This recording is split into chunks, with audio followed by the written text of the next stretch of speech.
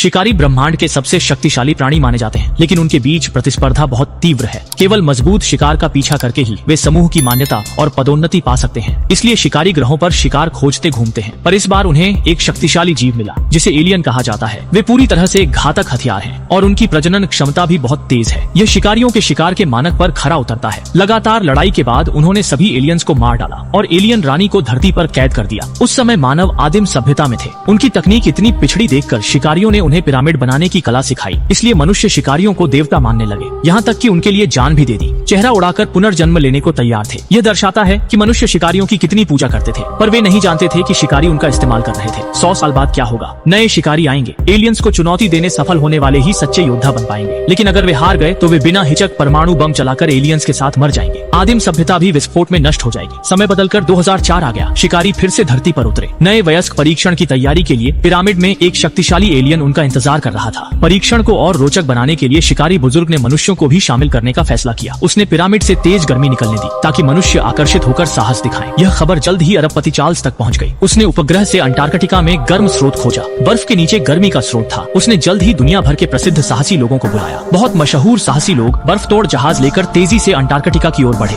उसी समय शिकारियों का अंतरिक्ष यान धरती के दक्षिणी ध्रुव की ओर एक लेजर किरण छोड़ी। सबके पहुंचने से पहले उनके लिए 1700 मीटर लंबी सुरंग बना दी। लेकिन उन्हें अजीब लगा, कल तक यह सुरंग नहीं थी। आज की दुनिया में ऐसी कोई तकनीक नहीं जो 24 घंटे में इतनी गहरी सुरंग खोद सके। लेकिन चार्ल्स ने ज्यादा नहीं सोचा। वह अन्य टीमों से पहले पहुंचना चाहता था। उन्होंने खुद जांच करने का फैसला किया। उन्हें सुरंग में प्रवेश करते देखा। 3 युवा लोहे के खून वाले योद्धा हथियार तैयार किए, मुखौटे पहने यान से दक्षिण ध्रुव ग्लेशियर पहुंचे। युद्धपोत के डेक से बाहर निकले। सिलेंडर का दरवाजा धीरे धीरे खुला। 3 लोहे के खून वाले दिखाई दिए। वे थे कप्तान केल्टिक, विकृत रूप से विकसित चाकू और कमजोर बिल्ली चेहरा वाला जैनबो। वे आते ही ऊपर की खुदाई टीम को मार डाला। दूसरी ओर लोग गर्म मैदान पहुंच गए। उन्हें जो चौंकाया वह था एक विशाल और भव्य पिरामिड। अंदर की दीवारें युद्ध चित्रों से भरी थीं। जब लोग सावधानी से पिरामिड में घुसे, किसी ने गलती से तंत्र को सक्रिय किया। पिरामिड ने नीचे संकेत भेजना शुरू किया। उसके नीचे एक कमरा था। हजारों साल पुराना तंत्र चालू हुआ। बर्फ से एक विशाल जार निकाला गया। इसकी आकृति देखो, यह निश्चित रूप से एलियन रानी थी।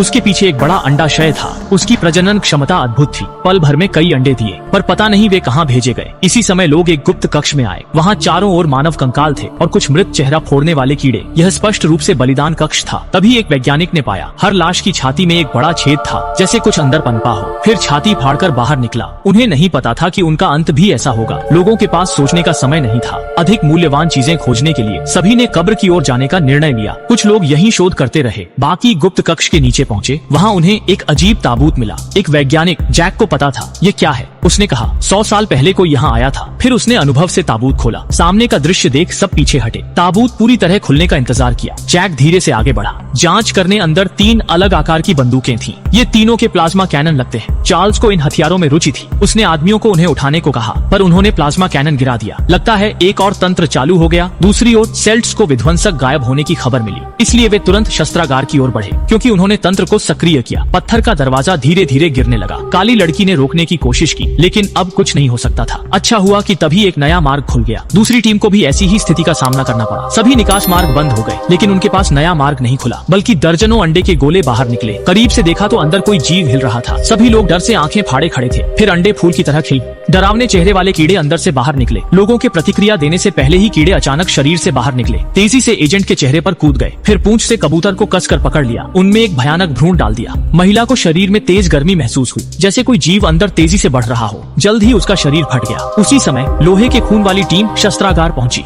देखा कि प्लाज्मा विध्वंसक गायब था। बॉस सेल्टिक ने दोनों को अलग खोजने का आदेश दिया। कुछ देर खोजने के बाद कैटफेस ने आखिरकार उन्हें ढूंढ लिया। थर्मल इमेजिंग स्कैन पर मुझे बैग में प्लाज्मा तोप मिली। हथियार मिलने पर उसने बिना हिचक हमला किया। सब घबराकर गोली चलाने लगी, पर लोहे के खून वाले पर कोई असर नहीं हुआ। फिर वह कूदकर दृष्टि से गायब हो गया। जैसे ही सब लक्ष्य खोज रहे थे, नीचे की ईंटें हिलने लगी। कुछ लोग गलती से जाल में फंस गए। भूल भुलैया जैसे ब्लॉक ने भीड़ को बांट दिया और तंत्र पूरी तरह बंद हो गया। अंदर पड़ा एलियन धीरे धीरे दिखने लगा। प्रतिक्रिया न कर पाने वाले साथी वापस ले जाए गए। कुछ बचे लोग गहराई में जाते रहे। प्लाज्मा तोप छोड़ने का इरादा नहीं था। उन्होंने तुरंत कांटेदार जाल फेंका, जिससे वे दीवार पर चिपक गए। सब उन्हें बचाने दौड़े, पर जाल बहुत मजबूत था। हाथ से फाड़ना नामुमकिन था।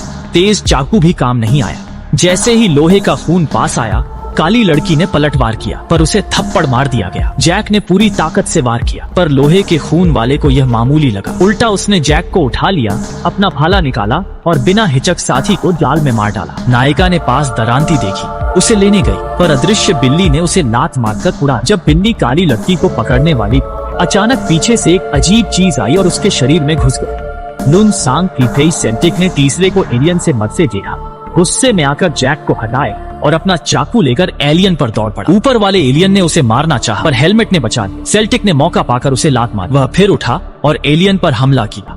एक पूंछ काट पर उसका चाकू भी खराब हो गया, लेकिन घायल एलियन को देखकर भी वह बिना हिचके आगे बढ़ा और उसकी पूंछ पकड़कर जादुई चक्कर लगा। गुस्साए सेल्टिक ने उसे मारने की कोशिश की पर एलियन ने तेजाब फेंका। कवच गला, सेल्टिक ने सूट उतारा पर एलियन गायब हो गया। एलियन पीछे से हमला करने की तैयारी कर रहा था पर सेल्टिक की प्रतिक्रिया को नजरअंदाज किया। उसने जाल फेंका और एलियन फंस गया। सेल्टिक ने मौका देखकर हमला किया पर तेजाब जाल को गिलाने लगा। सेल्टिक को इसका पता नहीं चला। जब सेल्टिक ने खंजर निकाला, एलियन ने अचानक जाल तोड़ा और उसे गिरा दिया। फिर एलियन ने सेल्टिक का सिर जमा दिया। हालांकि एलियन ने दोनों को मार दिया, उसके सिर पर हरी टोपी रह गई। इससे एलियन चिल्लाया। उधर स्कार को भाइयों की मौत का पता नहीं था। उसने हेमेई को ढूंढ लिया।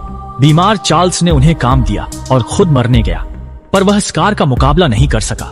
स्कार ने उसे आसानी से हरा दिया। जब स्कार उसे मारने वाला था, उसने देखा चार्ल्स का कैंसर फैल गया था। कमजोरों को न मारने के नियम से स्कार ने उसे छोड़ दिया पर जाते वक्त चार्ल्स ने स्कार पर गोली चलाई। इससे गुस्सा कर स्कार ने चार्ल्स को मार डाला। भागते समय एलियन फिर बदल गया। दोनों ने मौका देखकर गुफा की ओर भागे। इस तरह दोनों बच निकले पर दूसरी तरफ स्कार पर अचानक हिंसक कीड़े ने हमला कर दिया।